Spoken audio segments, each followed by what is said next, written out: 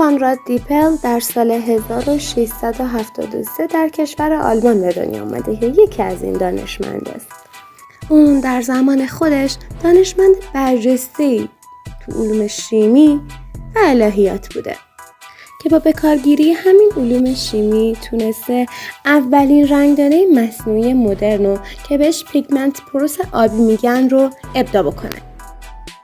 اون با پودر کردن استخوان‌های حیوانات مختلف و آغشته کردن اونا به روغن و استفاده کردنشون به این باور بود که اکسیر جاودانگی رو کشف کرده و میگفت که هر کسی که از این اکسیر استفاده بکنه عمر طولانی تری داره.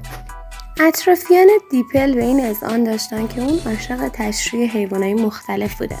حتی میگن که کتاب فرانکشتاین از مری شلی هم اقتباس گرفته از این دانشمند.